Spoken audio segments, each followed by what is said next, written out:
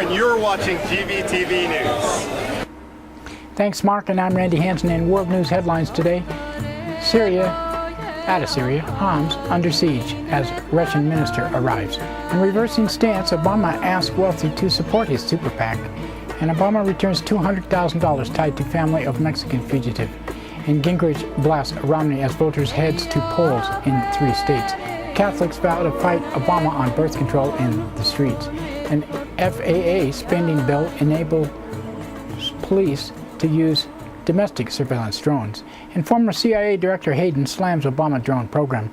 And out of Egypt, talks canceled as U.S. threatens to withhold aid. And U.S. orders sanctions on Iranian central bank. And Palestinian leaders agree to form unity government. And out of Greece, general strike launched to protest salary cuts. In Maldives, president resigns amid protest and police mutiny. And more than 40 states agree to foreclosure deal. And foreclosure service firm indicted on forgery charges. And in an investigation, Congress members steered $300 million to projects near their properties. What a surprise. In court to rule on California same-sex marriage ban. And they did that already. 500 protest NYPD fatal shooting of unarmed teenager. And FBI more closely monitoring right-wing extremist groups. And 9 arrested in Occupy Portland protest. And Greg Speeder, founder of National Priorities Project, dies at 68. GVTV News would like to say the views expressed under our news broadcast do not necessarily reflect the views of NCTV Digital Media Center. But before these stories, GVTV News would like to thank one of our underwriters who supports your only visual video news media in Nevada County. That's right, it's us, GVTV News.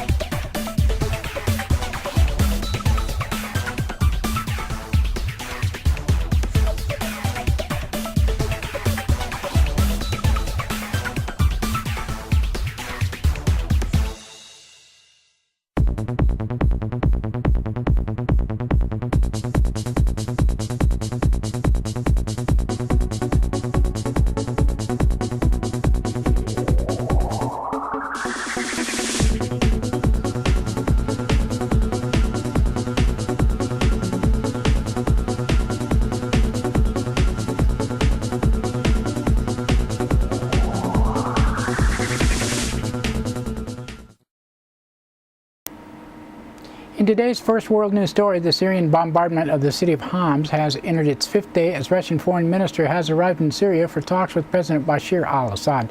Sergei Lavrov's visit comes just days after Russia and China vetoed a United Nations resolution to press Assad to step down. On Monday, the United States shut its embassy in Damascus. Italy, Belgium, and Britain have recalled their ambassadors.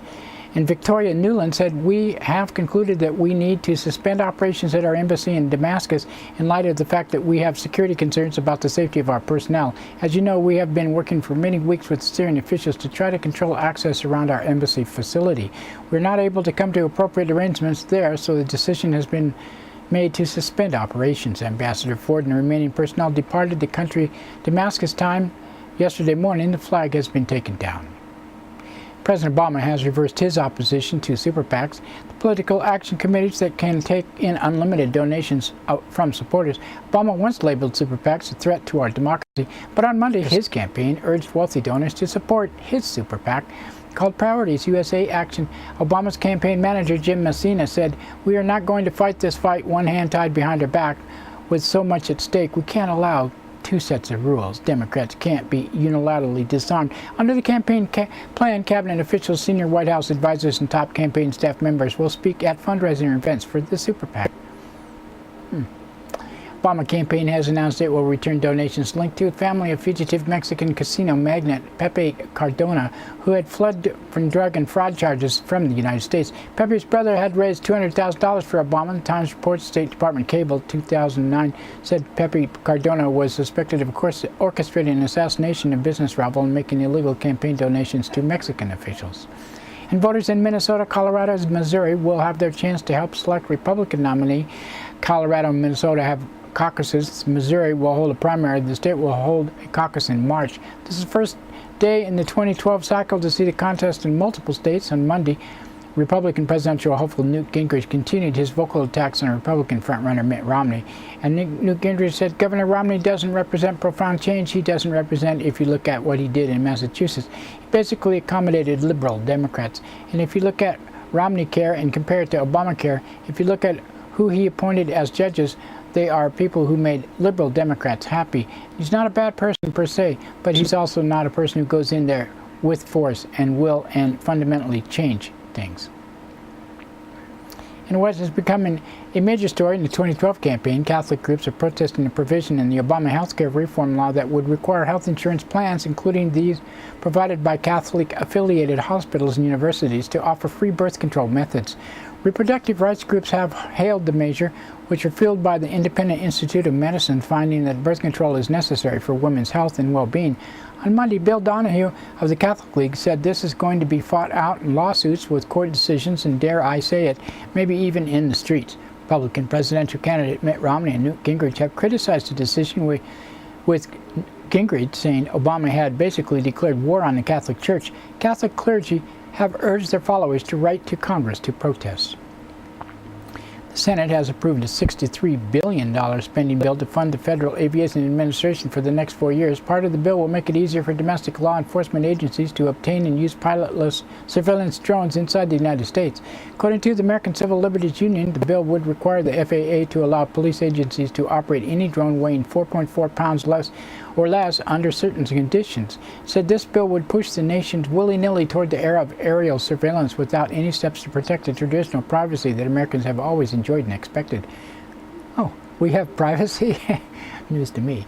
Former CIA Director Michael Hayden has openly criticized the Obama administration's use of pilot-less drones to assassinate suspected militants around the world. Hayden said, "Right now there isn't a government and plan to agree to our legal rationale for these operations except Afghanistan and maybe Israel. The drone program began under President George W. Bush but has rapidly expanded under Obama. So far, Obama's administration has carried out drone strikes in Iraq, Afghanistan, Pakistan, Yemen, Ethiopia, and Libya." Hayden also criticized U.S. assassination of the U.S.-born cleric Anwar al-Awlaki in Yemen. Said, "We needed a court order to eavesdrop on him, but we didn't need a court order to kill him." Isn't that something?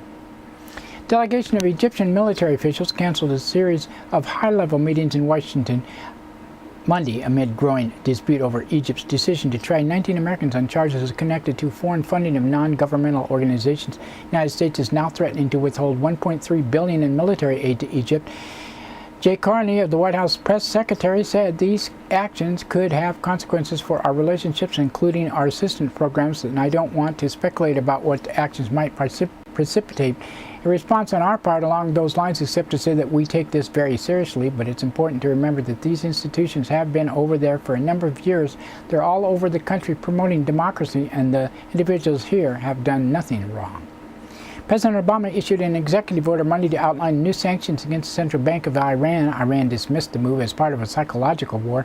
The sanctions require any U.S. person or corporation to freeze property or interest that belongs to the government of Iran, its central bank, or any other Iranian financial institution. Leaders of rival Palestinian factions, Fatah and Hamas, signed a deal Monday to form a transitional unity government headed by Palestinian President Mahmoud Abbas. Israel quickly condemned the move, saying Hamas cannot be part of any peace efforts. The accord signed by Abbas and Hamas leader Khalid Mashal is supposed to pave the way for Palestinian presidential and parliamentary elections, possibly later this year, and to rebuild the Hamas-ruled Gaza Strip. Greece's two largest unions have launched a 24-hour general strike to protest new austerity measures aimed at slashing salaries of 20 to 30%. By 20-30%. On Monday, the Greek government announced it would cut 15,000 state jobs. Slathis Anistis Deputy Secretary General of the private sector of the GSEE union said the way they are proceeding is blackmailing and unacceptable. They are demanding that the entire framework of the labor agreement be cancelled, which has existed here and in the whole of Europe for the last 100 years. And Mohammed Nasheed, the president of Maldives, has resigned after weeks of protest erupting into a police mutiny. In 2008, Nasheed became the first democratically elected leader of Maldives. He gained international fame for his passionate warnings about the dangers of climate change in his low-lying islands. His reputation is tarnished after the publication of cable by WikiLeaks suggesting Maldives signed on to the U.S.-backed Copenhagen Climate Accord in exchange for $50 million. Sounds like a good deal to me. More than 40 U.S. states have agreed to the nationwide settlement over the foreclosure abuses that would force the 5 largest mortgage lenders to reduce loans to about 1 million households. It remains unclear if California and New York will back the deal. Bloomberg reports Bank of America, J.P. Morgan Chase, Wells Fargo are in demand that New York drops claims filed against them last week as a condition of the settlement. New York Times reports DocX, one of the largest companies that provided home foreclosure services to lenders across the nation, has been indicted on forgery charges by a Missouri grand jury. And the Washington Post investigation has revealed 33 members of Congress steered more than $300 million in earmarked funds and other assistance to public projects located next to or within 2 miles of their own property. Such actions are legal and do not need to be disclosed under congressional ethics rules. The Post also found 16 lawmakers funneled tax dollars to companies, colleges, and programs where close family members served as employees or board members. Among those with connections to earmarks were House Minority Leader Nancy Pelosi, Senate Majority Leader Harry Reid, and Alabama Republican Senator Richard Shelby, who earmarked more than $100 million for rejuvenating downtown Tuscaloosa and his own office building. In legal news, the U.S. Appeal Court is set to rule on whether California's ban gay marriage is constitutional, and they did find that it wasn't. California outlawed same-sex marriage in 2008 when voters passed the ban known as Proposition 8. And about 500 protesters rallied in Bronx, New York, Monday to protest last week's police shooting of an unarmed teenager inside his parents' house. 18-year-old Ramarley Graham was shot at close range in the apartment bathroom after he had been chased into the house by narcotics detectives. Police Commissioner Ray Kelly initially said Graham appeared to be armed, but no weapon was recovered. Kelly also said a bag of marijuana was found in the home at the rally. Protesters condemned the police treating of black youth and said from stop and frisk policy where Ramarley was brutally targeted right up to his home and shot point blank. This is not about finding criminals. This is a system which you have complicit in that criminalizes youth that look like me. We are not criminals. FBI announced it has stepped up its monitoring so-called sovereign citizens, paying closer attention to those who choose to deny their U.S. citizenship and reject U.S. laws and taxes. In February, officials referred to sovereign citizens as extremists and said that the Bureau is concerned they may commit violence against government officials. And at least 9 people were arrested in Portland, Oregon Monday after nearly 200 activists took to the streets in solidarity with Occupy Oakland. And Greg Speeder has died at the age of 68. He founded the National Priorities Project to help show Americans how their tax dollars are being spent. And that's it for World News today. And now we'd like to thank one of our underwriters to support your only visual video news media in Nevada County. That's right, it's us, GVTV News.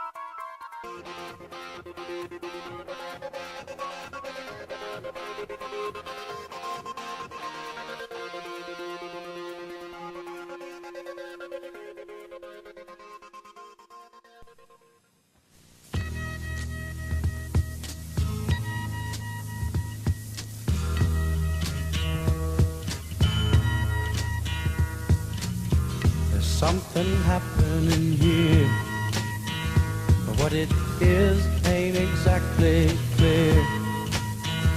There's a man with a gun over there, telling me I got to beware.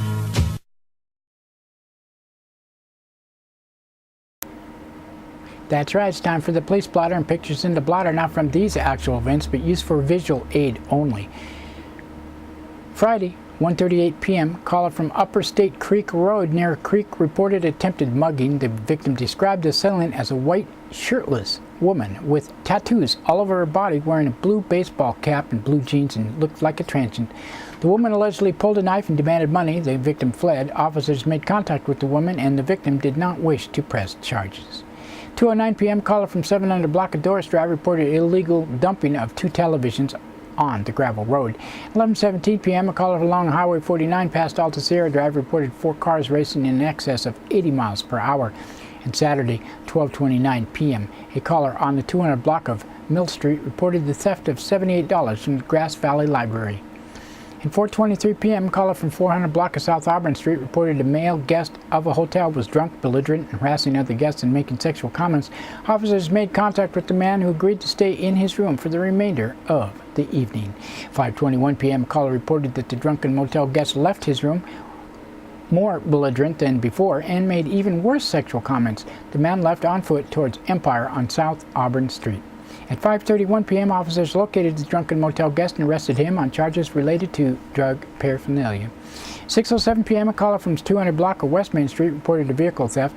Victim said she picked up 2 homeless people in Auburn, drove them to Grass Valley, and rented a hotel room for them, but the 2 people stole her keys and took the truck, which was not hers. Victim said she borrowed it from a friend who has 2 DUIs. Placer County Sheriff's later located the vehicle. At 9:08 p.m., a caller from 100 block of Neal Street reported veiled threats on Facebook from a fired employee. At 11:14 p.m., a caller from intersection of Richardson and Bennett reported a female subject in the roadway who had tumbled down the hill, possibly drunk. Nevada County Sheriff's Office on Friday, 2:47 a.m. A caller from 11,200 block of Pleasant Valley Road reported her ex-boyfriends pushed his way into her residence and stole her cell phone. At 9:33 a.m., a caller from 15,800 block of Names Drive reported theft of gas from her vehicles, as well as a hose hanging out of gas tanks on several vehicles in the neighborhood.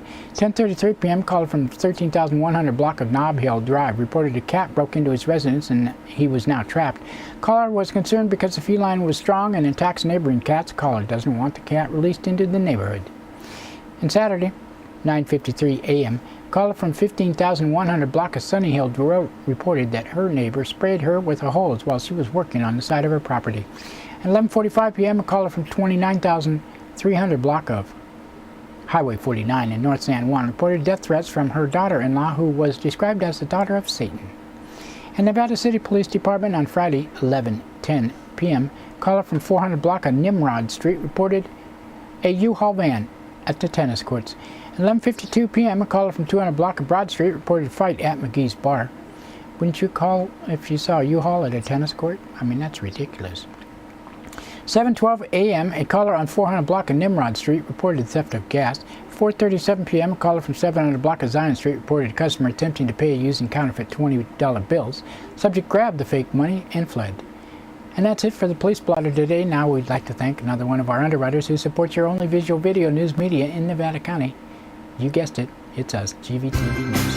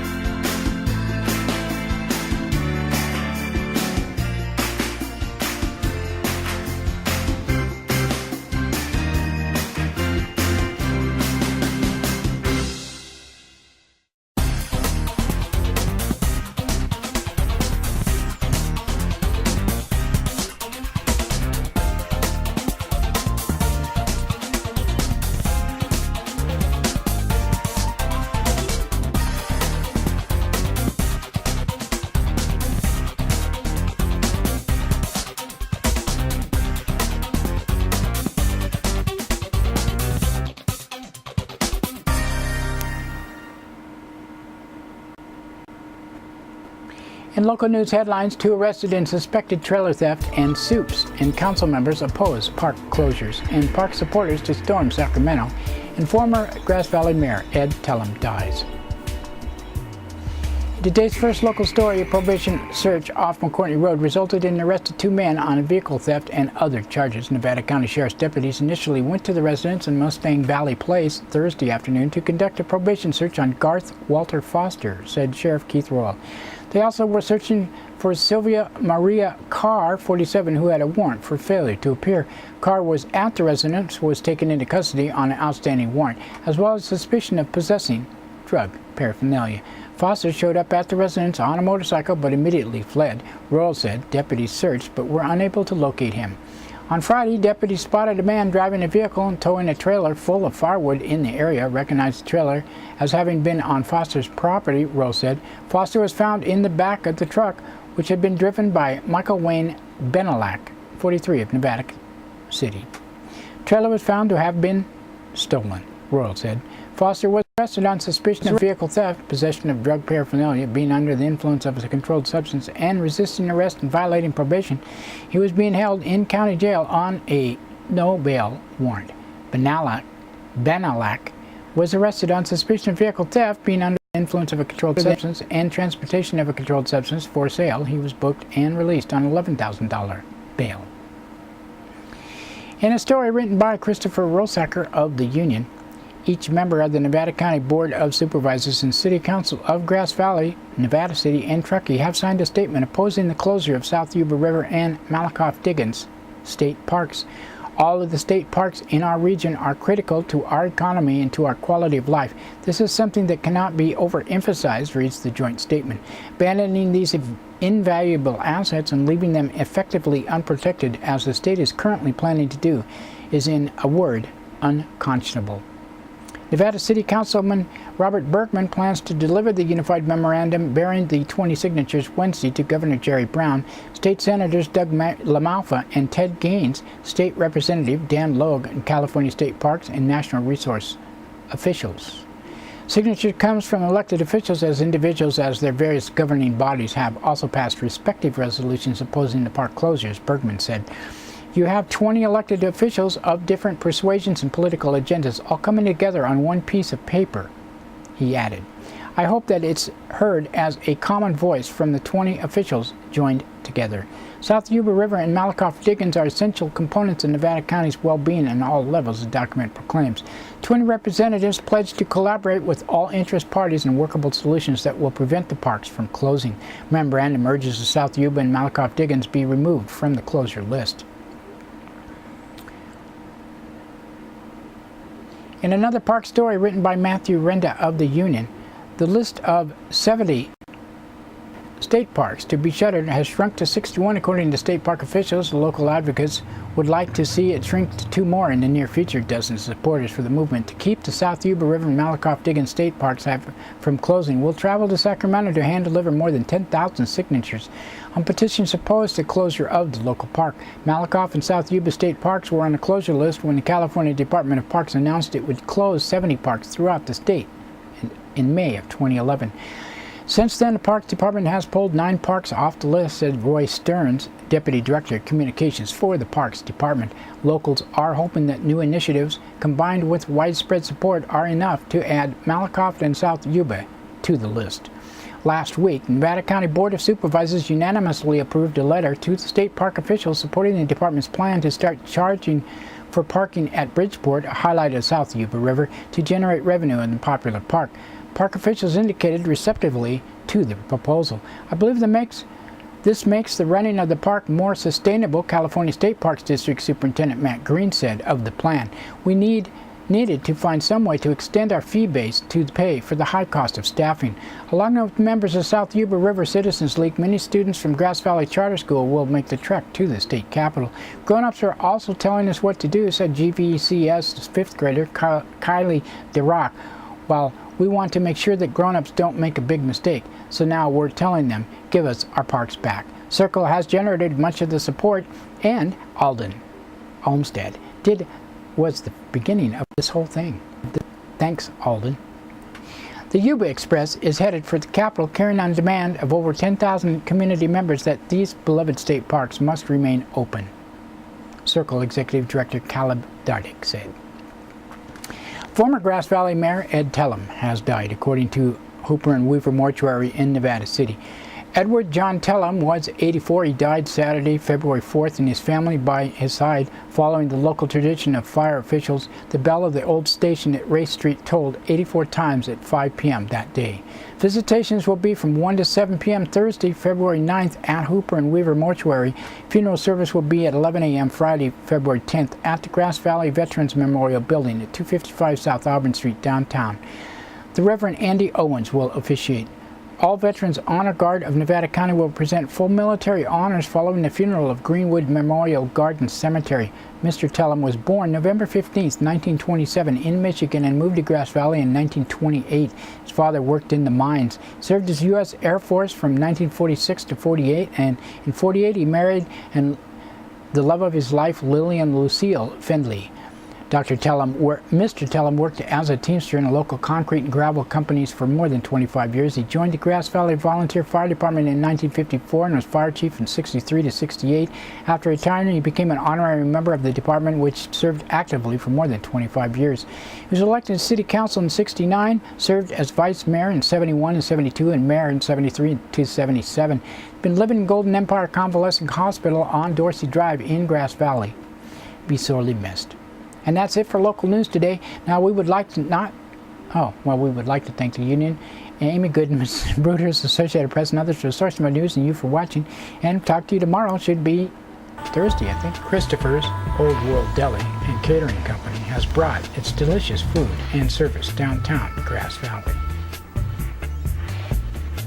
Do you like desserts? They got them. You like international style lunches? They got them. Christopher's Deli and Catering for parties, get-togethers, weddings, or whatever. Open 7 days a week.